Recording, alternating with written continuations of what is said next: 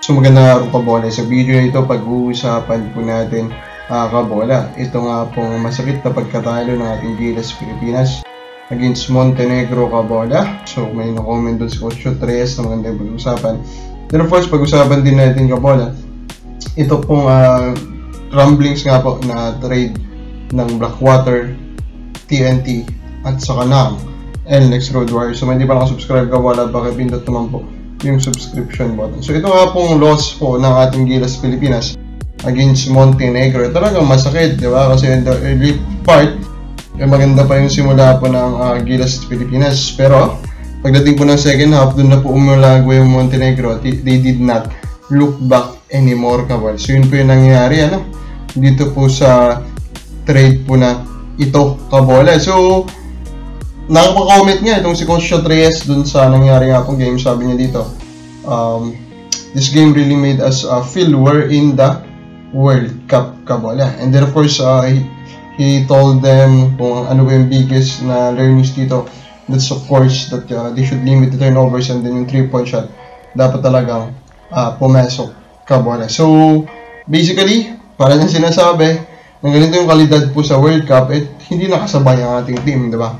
Unfortunately, we have only 4 or 3 days na lang po on the recording of this video before po yung World Cup. So, any preparation at this point should be all labit to that kabola. So, ito na nga po yung kinatatakutan natin, no? Na kumbaga, kahit pag-ano yung preparation nila, parang may issue pa rin dun sa time span po. Pero nevertheless, I do not think naman na yung pagkatalo po nila against Montenegro is that big of a deal, no? First, hindi naman talaga yan trinato po na real game. Kabola was still treated po as a tune-up, diba kabola? So, iba pa rin yan, iba pa rin yung treatment. And they still did well, no? It was a close game. Even in the first half, nakakalamang pa sila kabola. So, overall, for me, it's still a good one kabola. Now, let's talk about itong brewing po na trade, no? Between TNT Blackwater and of course NLEX. Of course, it is all about the injury po of JP Eraman. Because of that injury kabola, kakailanganin ng maghanap ng TNT po ng another center. And of course, Roser is their number 1 priority right now kabola. And yun nga rin yung sabi ni Snowbad, sabi niya doon, Dave Marcelo kabola will be going to NLEX plus 1 player, yun yung sinabi niya.